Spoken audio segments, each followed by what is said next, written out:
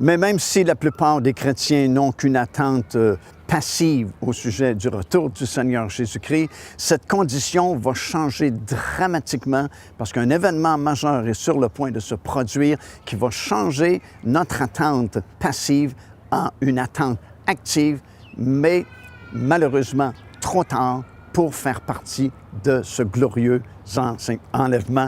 Et c'est ce que nous allons voir dans quelques instants, alors que nous allons en parler de façon plus détaillée. Comme j'ai mentionné, ces vierges se sont assoupies et finalement endormies. Le mot assoupi veut dire à demi endormies. Et finalement, elles se sont endormies parce qu'elles pensaient, comme j'ai mentionné, que le Seigneur tardait comme indéfinitivement son retour.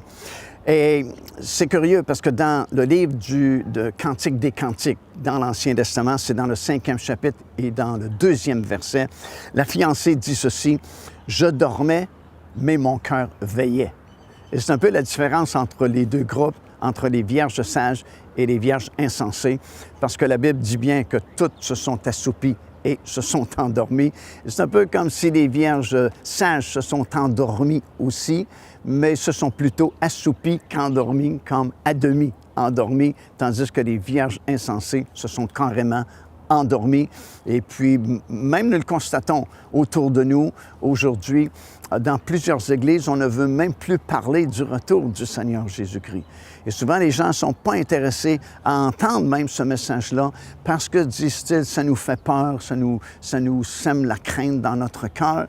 Bien, si ce message-là produit de la crainte chez nous, c'est que notre cœur n'est pas droit devant le Seigneur. Parce que c'est un message glorieux. En fait, le livre de l'Apocalypse commence par une bénédiction. Ça dit « Heureux celui qui lit ce livre-là, qui entend les paroles prophétiques qui y sont écrites et qui les met en pratique. » Alors, loin d'être un message de malheur, c'est un message de bénédiction qui apporte vraiment une bénédiction particulière à ceux qui l'étudient.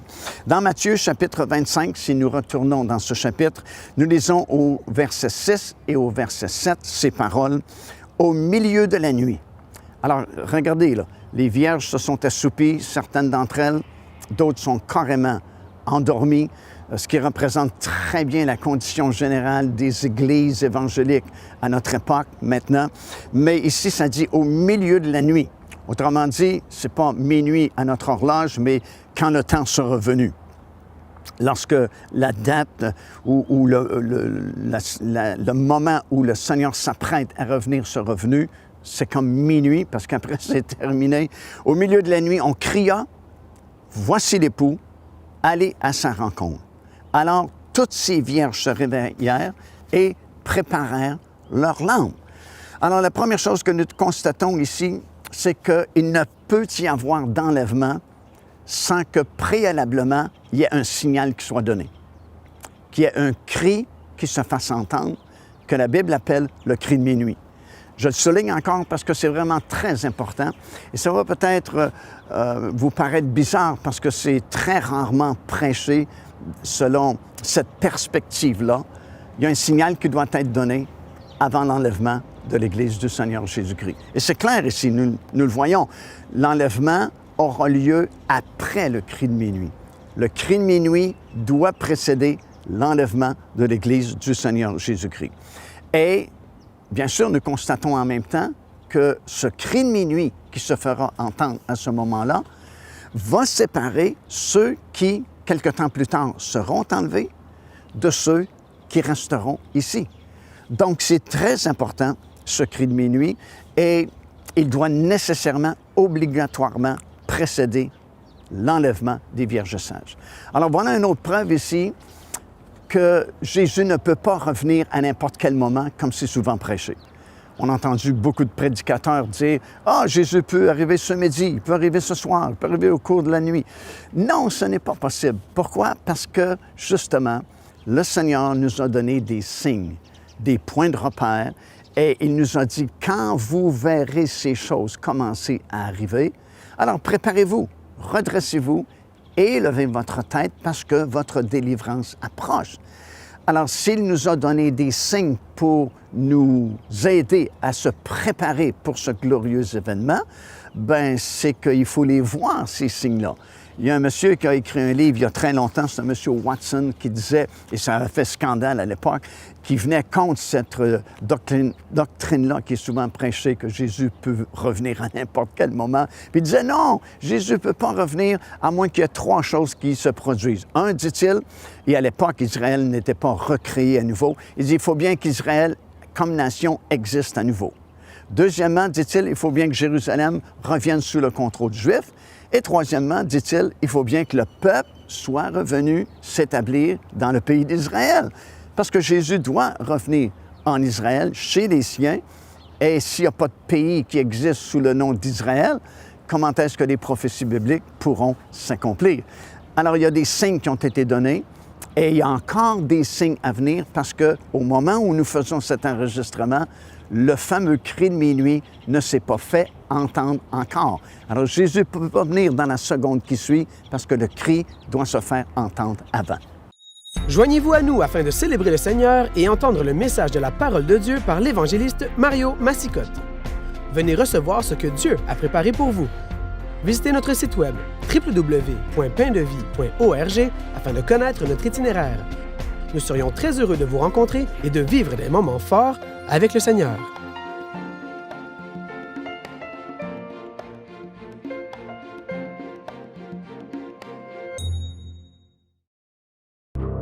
Il y a 2000 ans, exilés sur une île, une multitude de mystères, une révélation pour le futur. Apocalypse. Découvrez les secrets et les bénédictions que l'apôtre Jean a écrits dans ce livre mythique, avec ce nouveau coffret DVD renfermant plus de 10 heures d'enseignement. Apocalypse, disponible au www.paindevie.org. Alors, quel est donc ce fameux cri de minuit qui va réveiller ces 10 vierges? Ça ne peut pas être une prédication particulière parce que, écoutez, depuis 2000 ans, il y a eu des centaines de milliers de prédications qui ont été données. Chaque chrétien, surtout à notre époque, avec Internet et tous les moyens de communication modernes que nous avons, les gens écoutent, entendent message par-dessus message par-dessus message. Et pourtant, il n'y a jamais eu autant d'apostasie que ce que nous vivons présentement. Donc, ce cri de minuit n'est pas un message particulier que l'Église va entendre qui va permettre à ces 10 vierges de se réveiller. Non, ça prend quelque chose de plus fort que cela. Ça prend quelque chose qui va ébranler littéralement l'Église. Je me souviens qu'un jour, un ministre de l'Évangile des États-Unis avait écrit un livre dont le titre était « Tremblement d'Église » au lieu de « Tremblement de terre ». Bien, ça va prendre un événement majeur qui va secouer les fondations même de l'Église du Seigneur Jésus-Christ. Ça doit être quelque chose de facile à comprendre, facile à discerner, parce que les 10 vierges se sont réveillées, pouf, d'un seul bloc, d'un seul coup. Alors, il faut que ce soit quelque chose de très fort, très puissant, très facile à comprendre, très facile à discerner pour que tout le monde dans l'Église comprenne que le cri de minuit vient d'être entendu. C'est un peu, si vous savez, comme les 2 fameuses tours à New York qui sont tombées il y a plusieurs années passées maintenant. Wow! Dès l'instant où cette catastrophe s'est produite, des milliers de rétrogrades sont revenus à l'Église, sont revenus faire 2-3 réunions les 2-3 dimanches suivants. Pourquoi? Parce qu'ils ont été secoués par la catastrophe qui s'est produite à ce moment-là. Et ça prend malheureusement souvent des choses semblables, des catastrophes mondiales pour nous secouer et nous faire comprendre que Dieu est réel, que Dieu existe et que nous avons besoin de nous rapprocher de lui. Alors, quel est donc le signal, le cri de minuit qui pourrait réveiller les 10 vierges? Est-ce qu'il y a quelque chose dans la Bible qui semble facile à comprendre, facile à discerner en rapport avec les derniers jours? Et la réponse est oui. C'est cette fameuse confirmation d'une alliance de 7 ans, supposément pour avoir la paix et la sécurité sur cette planète. Ça, c'est écrit dans Daniel chapitre 9 et le verset 27. Dans la plupart des Bibles françaises, malheureusement, c'est une mauvaise traduction qui a été faite. Ça dit « Il fera, parlant de l'Antéchrist, une solide alliance avec plusieurs ». Mais le texte original et certaines bonnes versions disent « Il confirmera l'alliance. Alors, c'est très différent, vous savez. Confirmer une alliance et il fera une alliance, c'est deux choses totalement différentes. Pour confirmer une alliance, il faut qu'une alliance existe déjà. Mais dans Daniel chapitre 9 et le verset 27, ça parle de cette confirmation qui doit venir un jour, une entente de paix et de sécurité pour une période précise de 7 années. Maintenant, dans le monde évangélique, que ce soit pentecôtiste, baptiste, frère en Christ ou n'importe quel autre iste que vous pouvez trouver, tout le monde évangélique a entendu prêcher une fois ou 2 fois ou 5 fois ou 1000 fois au sujet de Daniel 9, 27, qu'un jour, un homme va émerger au Moyen-Orient, que la Bible appelle l'Antéchrist, et il va signer une alliance de paix pour une durée de 7 ans, tel que mentionné dans ce passage-là des Écritures. Et bien sûr, quand ça va se produire, parce qu'il faut que ça se produise un jour, parce que c'est écrit dans la parole du Seigneur, et vous allez constater au cours de cet enseignement que nous sommes très, très proches de cette confirmation-là de l'Alliance. Croyez-moi, au moment où ça va se produire, tous les prédicateurs du monde entier, qu'ils soient pasteurs, qu'ils soient évangélistes, qu'ils soient pentecôtistes, méthodistes ou peu importe leur dénomination, vont changer le message qu'ils avaient préparé pour la prochaine fois qu'ils prêcheraient pour dire « c'est lui, c'est lui, c'est lui ». Parce qu'à ce moment-là, cette nouvelle va faire le tour du monde et avec la mondialisation de notre époque et les moyens de communication modernes, il se passe un événement à l'autre bout du monde et vous pouvez l'avoir en direct sur votre iPad ou iPhone ou appareil de télévision ou Internet, peu importe.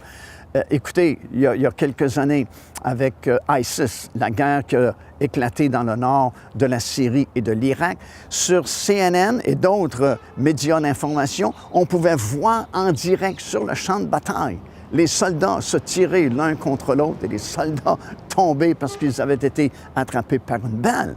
Alors, dès l'instant où cette confirmation aura lieu, croyez-moi, instantanément, le monde entier le saura, surtout l'Église du Seigneur Jésus-Christ, et les prédicateurs changeront leur message pour dire c'est l'homme qui a été prophétisé dans la Bible, c'est l'Antéchrist qui vient de faire son émergence au Moyen-Orient. Comme nous allons le voir un petit peu plus tard, nous serons le seul groupe parmi les 3 groupes. Vous vous souvenez, on a dit au début, il y a 3 groupes selon la parole de Dieu qui existent sur cette planète, Israël, les nations et l'Église de Dieu.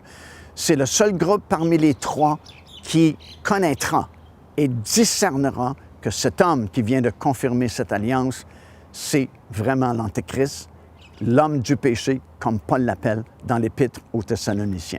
Ici l'évangéliste Mario Massicotte qui vous invite à vous inscrire à notre lettre de nouvelles électronique.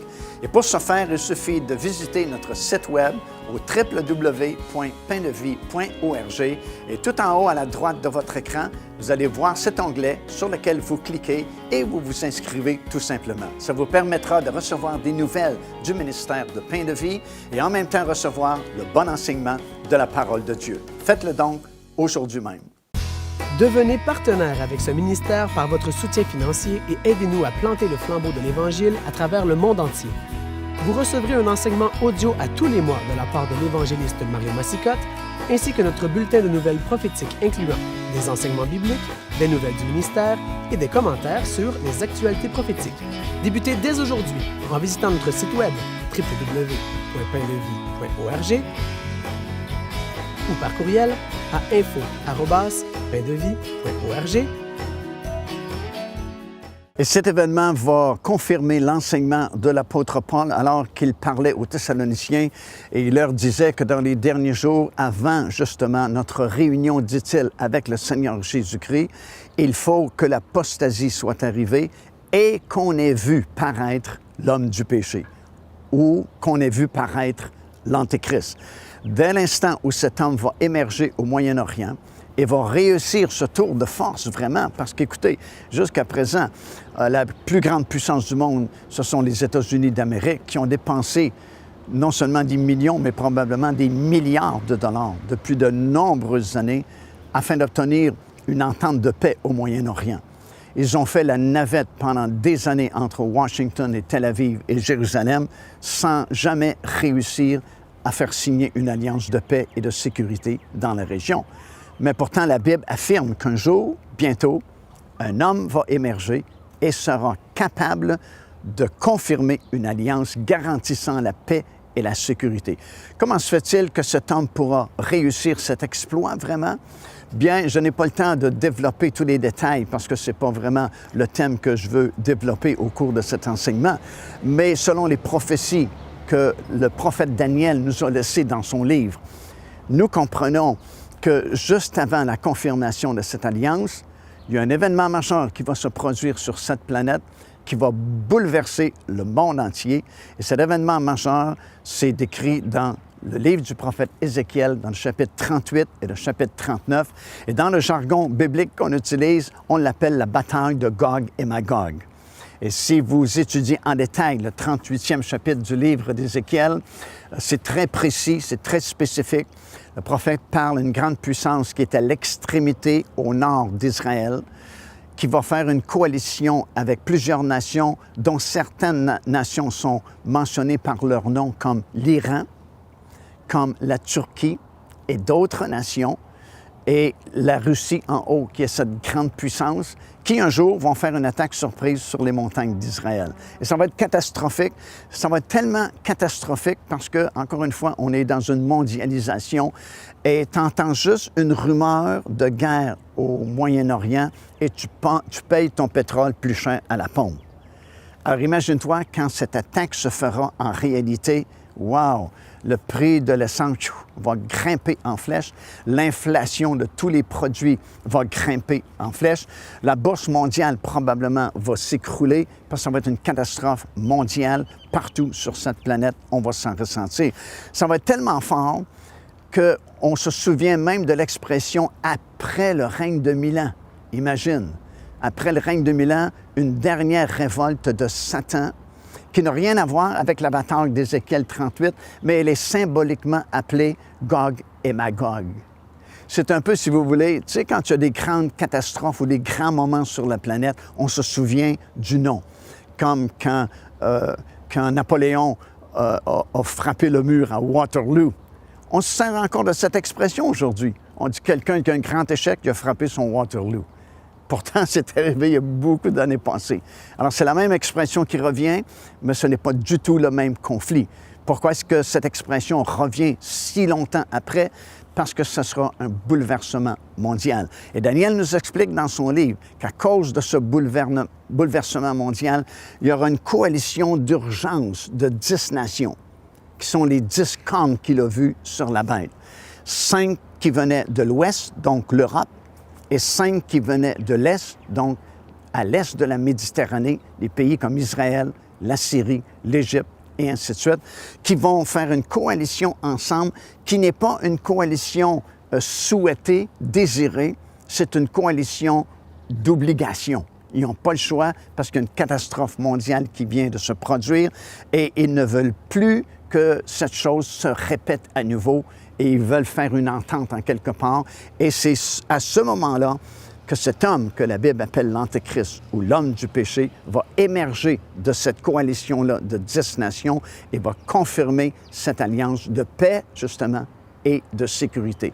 Si vous étudiez attentivement les prophéties de Daniel à ce sujet-là, vous allez remarquer que la petite corne qui symbolise l'Antéchrist émerge des 10 cornes. Alors, il faut que les 10 cornes, les 10 rois de la fin, se forment avant que la petite corne puisse émerger, sortir de ces 10 cornes-là. Et à cause de cela, cet homme réussira à confirmer une alliance de paix et de sécurité, mais encore une fois, l'apôtre Paul nous a avertis, nous a prévenus. Il a dit, quand les hommes diront paix et sécurité, alors une ruine soudaine fondra sur eux et ils n'y échapperont point. Et effectivement, ce ne seront pas 7 années de paix et de sécurité, mais ce sont plutôt les 7 années des tribulations mondiales de la fin, telles qu'elles sont décrites dans la parole du Seigneur, surtout, bien sûr, dans le livre de l'Apocalypse. À ce moment-là, c'est la première révélation, si vous voulez, de l'Antéchrist, et c'est une révélation uniquement pour un des 3 groupes, l'Église de Dieu. Parce que pour le monde, cet homme sera un génie politique. Il aura réussi ce que la grande puissance américaine n'a jamais été capable de faire. Pour le peuple juif, ce sera son Messie. Pourquoi? Bien, je vais vous l'expliquer. C'est que Ézéchiel chapitre 38 nous dit de façon très spécifique. Procurez-vous cet enseignement disponible dès maintenant sur notre site web au www.paindevie.org. En visitant notre boutique web, vous pourrez commander ou même télécharger les enseignements. Vous trouverez aussi plusieurs autres produits contenant des centaines de sujets pour votre édification. Parce que lorsque ce conflit va se produire, lorsque Gog et Magog arriveront, lorsque la Russie est en coalition, et croyez-moi, ils sont à la frontière d'Israël présentement. Au moment où on fait cet enregistrement, vous avez les trois participants majeurs qui sont sur la frontière d'Israël, sur les hauteurs du Golan. Vous avez la Russie qui est là avec tout un arsenal. Vous avez l'Iran qui est hautement représenté justement dans cette région du Moyen-Orient.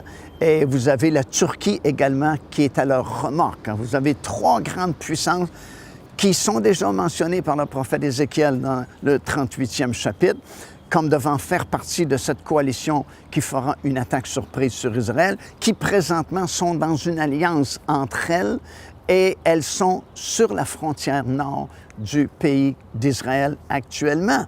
Alors, c'est certain que ça va se produire parce que tout ce qui est écrit dans la parole de Dieu doit se produire un jour ou l'autre. Et lorsque ça se produira, Dieu dit ceci, et c'est le seul endroit où Dieu parle de cette façon-là. Il dit, lorsque Gog et Magog se produira, premièrement, dit-il, la fureur va me monter dans les narines. Et deuxièmement, il dit, c'est moi, personnellement, qui va intervenir en faveur d'Israël. Écoutez bien, il ajoute ceci, « Et le monde entier saura que j'existe et que c'est moi qui est intervenu dans cette bataille. » Wow! C'est vraiment très particulier. C'est Dieu lui-même qui va intervenir et il dit, « Le monde entier le saura. » Le monde entier, c'est partout sur la planète. C'est l'Europe, c'est l'Amérique du Nord, c'est l'Amérique du Sud, c'est l'Afrique, c'est l'Australie, c'est partout sur la planète. Tout le monde sur la planète saura, un, que Dieu existe, et deux, c'est lui qui est intervenu pour donner une grande victoire à Israël. Et je trouve ça formidable parce que c'est sûr qu'on est rendu à la fin des temps, et tu regardes la société moderne, les gens ne croient plus en Dieu, généralement parlant. On n'a plus... Les jeunes qui poussent dans cette génération n'ont pas conscience qu'il y a un Dieu qui existe là-haut dans le ciel, créateur du ciel et de la terre. Et ceux qui sont des croyants aujourd'hui, souvent passent pour des gens arriérés, qui n'ont pas évolué, qui ne sont pas dans la nouvelle vie que nous avons aujourd'hui avec toute la technologie moderne. Mais Dieu dit ceci, tout le monde va savoir que j'existe et c'est moi qui est intervenu. Alors comprenez, pour l'Église, nous saurons que cet homme, c'est l'Antéchrist, parce qu'il a confirmé cette alliance. Et à partir de ce moment-là, le compte à rebours est commencé. Les 7 années de tribulation ont débuté. On ne peut plus revenir en arrière, parce que c'est compté désormais en années, en mois et même en jours dans votre Bible. Pour le monde, cet homme, ce sera un génie politique, parce qu'il a réussi ce qu'aucune puissance dans ce monde aura réussi avant lui, confirmer une alliance de paix et de sécurité au Moyen-Orient. Mais pour Israël, écoute bien, pour Israël, ce sera son Messie. Parce que présentement, là, nous sommes en Israël.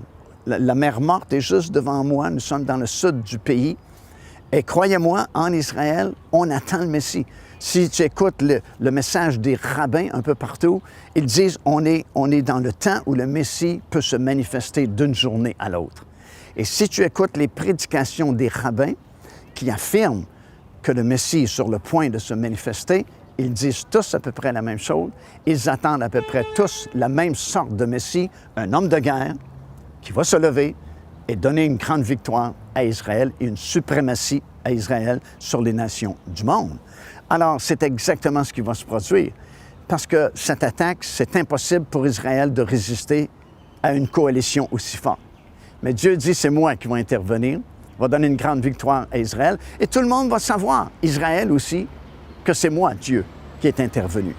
Et justement, à ce moment-là, cet homme fait son émergence, confirme une alliance de paix pour une durée de 7 ans. Alors, 2 et 2, c'est facile de faire 4. Israël va reconnaître cet homme comme son Messie. même si c'est un faux Messie. Jésus leur avait dit, quand il est venu sur cette terre il y a 2000 ans, « Moi, je suis venu vers vous au nom de mon Père, et vous m'avez rejeté. Un autre, dit-il, viendra un jour en son propre nom, et vous allez l'accepter. » Alors, ils ont rejeté leur vrai Messie il y a 2000 ans, mais malheureusement, ils accepteront un faux Messie qui va émerger très bientôt ici, au Moyen-Orient. Et c'est la raison pour laquelle il va réussir cet exploit de confirmer une alliance de paix et de sécurité pour une période de 7 ans, tout simplement parce qu'il n'y aura pas d'autre choix. Il y aura cette autre coalition de 10 nations qui voudront éliminer toute guerre et toute catastrophe comme celle qui se produira à ce moment-là, et ça lui permettra de sortir et de confirmer cette alliance. Alors, retenons ceci, pour Israël, à ce moment-là, ils l'acceptent comme leur Messie. Pour les gens du monde, c'est un homme vraiment très spécial, très intelligent, un génie politique. Mais pour l'Église du Seigneur Jésus-Christ, le cri de minuit, nous le savons, maintenant est lancé. Cet homme, c'est l'homme du péché, c'est l'Antéchrist. Et désormais, il est trop tard pour faire partie de l'enlèvement de l'Église du Seigneur Jésus-Christ. Et ça, je veux le développer lentement pour que vous puissiez bien le comprendre, parce qu'après le cri de minuit, il est désormais trop tard pour faire partie de l'enlèvement de l'Église.